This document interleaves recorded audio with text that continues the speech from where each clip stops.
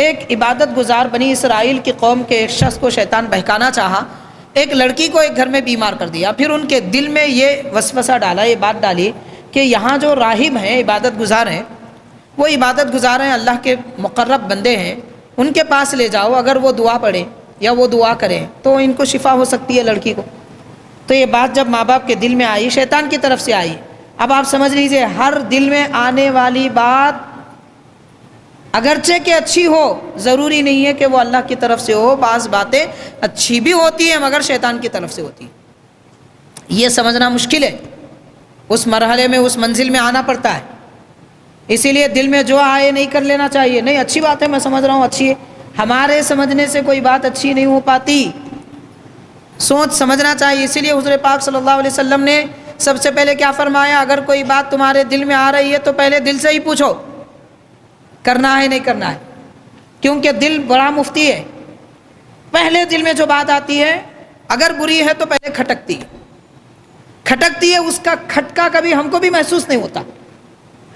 دوسرا طریقہ یہ ہے کہ مشورہ کریں، سمجھدار لوگوں سے، علم والے لوگوں سے مشورہ کریں تو وہ قرآن مجید، احادیث شریفہ، دین اسلام کے قانون پہ پیش کریں گے، بات صحیح سمجھ میں آ رہی ہے تو عمل کر سکتے ہیں۔ بہرحال خلاصہ کلام یہ کہ ہر اچھی دل میں آنے والی بات اچھی ہونا ضروری نہیں ہے۔ بہرحال یہ ماں باپ اپنی لڑکی کو لے کر اس راہب کے پاس گئے، دنیا سے کنارہ کش آدمی کے پاس گئے اور کہا کہ اس کے لیے دعا پڑھو۔ ایک دو مرتبہ دعا کی گئی مگر کوئی اثر نہیں ہوا، تو ماں باپ کہنے لگے کہ یہ بچی بے ہوش ہے، اپنے ہوش میں نہیں ہے، لہٰذا ہم تمہارے پاس اسے چھوڑے جاتے ہیں، تم اس کا علاج کرو، یعنی دعائیں پڑھو، جب بھی ذکر کرو، عبادت کرو، دعا ان پر پڑھ کے پھونکو وغیرہ کرو، یہ کے لیے چھوڑ دیا گیا۔ حاضرین، ادھر ماں باپ اپنے یہاں سے نکل گئے، شیطان اس کے دل میں اب وسوسہ پیدا کیا۔ ظاہر ہے، حدیث شریف ہے، سرکار نے ارشاد فرمایا، کوئی اجنبی مرد کوئی اجنبی عورت تنہا نہ ملے، اگر وہ دونوں تنہا ملتے ہیں تو ان میں شیطان تیسرا ہوتا ہے، اور اس کا کام یہ ہوتا ہے کہ ان دونوں میں فتنہ پیدا کرے۔ افسوس کی بات ہے کہ آج ہمارے بہت سارے لوگ ایسے ہیں جو کاروبار کرتے ہیں، اجنبی عورتوں کے ساتھ تنہا رہتے ہیں، جاب کرتے ہیں، اجنبی عورتوں کے ساتھ تنہا رہتے ہیں، اکیلے میٹنگ ہوتی ہے، شیک ہینڈ ہوتا ہے، ملاقاتیں ہوتی ہیں، دعوتیں ہوتی ہیں، حرام ہے، یہ سب حرام ہے۔ یہ ساری چیزیں انسان کو تباہی کی طرف لے جانے والی ہے۔ اسلام تو ہمیں آنکھیں بھی نیچی رکھنے کا حکم دیتا ہے، تنہائی میں کسی سے ملنے کا کوئی تصور ہی نہیں کیا جا سکتا اجنبی عورتوں کے ساتھ، نہ چیٹنگ۔ حتیٰ کہ حاضرین، اس دور میں فیس بک وغیرہ دیگر سوشل میڈیا پر اجنبی لڑکیوں کے ساتھ دوستانہ تعلقات رکھے جاتے ہیں، فرینڈز بنا لیا جاتا ہے، جائز نہیں ہے، کیونکہ یہ ایک گناہ ہے جو آدمی کو بڑے گناہ کی طرف لے جاتا ہے، اور شیطان کے تیروں میں سے سب سے نشانے پہ لگنے والا تیر عورت ہے۔ مان لیجئے کہ کوئی عبادت گزار آدمی شیطان کے ہر تیر سے محفوظ رہا، ہر تیر سے محفوظ رہا، مشکل ہے کہ شیطان جب عورت کا تیر استعمال کرے تو اس سے بچنا مشکل ہے۔ اسی لیے حضور پاک صلی اللہ علیہ وسلم نے فرمایا، اجنبی عورتوں سے ملاقات مت کرو، اجنبی عورتوں سے مصافحہ مت کرو۔ اجنبی عورتوں سے مصافحہ کرنا ایسا ہے جیسا کہ جہنم کا شعلہ اپنے ہاتھ میں رکھنا ہے۔ یہ احادیث پاک ہمیں ملتی ہیں۔ اور دو اجنبی عورت مرد ایک ساتھ جمع ہو جاتے ہیں تنہائی میں تو ان میں تیسرا شیطان ہے، اور وہ شیطان انہیں بہکا دیتا ہے۔ تو اب یہ عبادت گزار آدمی تھا، اللہ کی رضا کے لیے دنیا سے دور رہا، دنیا داری سے دور رہا، مگر عورت آخرکار شیطان اس کے گھر تک پہنچا دیا۔ دل میں وسوسہ آیا، وہ برائی میں مبتلا ہو گیا، حرام کاری میں مبتلا ہو گیا، اس کے بعد دل میں شیطان نے وسوسہ ڈالا، اگر تو اپنے آپ کی عزت رکھنا چاہتا ہے تو اس کا قتل کر دے اور اسے کہیں دفن کر دے۔ جیسے وہ دل میں آیا اس نے ویسے ہی کیا۔ ادھر ماں باپ کے دل میں شیطان نے وسوسہ ڈالا کہ تمہاری بچی وہاں سے غائب ہے اور تمہاری لڑکی کو اسی نے مارا ہے، یہاں تک کہ جس جگہ دفن کر دیا گیا وہ جگہ کی نشاندہی بھی شیطان نے کی اور لڑکی کی ناش وہاں سے نکلی۔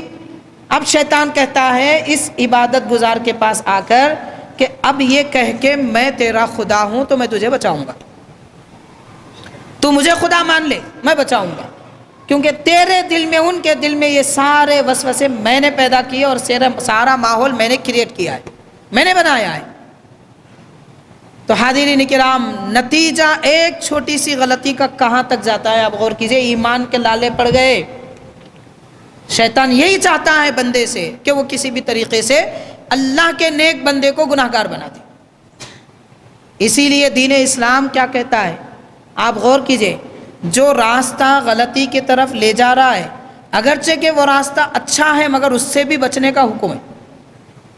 यानी इससे पहले भी आप हजरात को मिसाल दी है, आप समझ लीजिए कि वज़ू में गरगरा करना मुस्तहब है, कुल्ली करना सुन्नत है, लेकिन हलक में पानी डाल के पानी को घुमाना, गरगरा करना वज़ू में मुस्तहब है।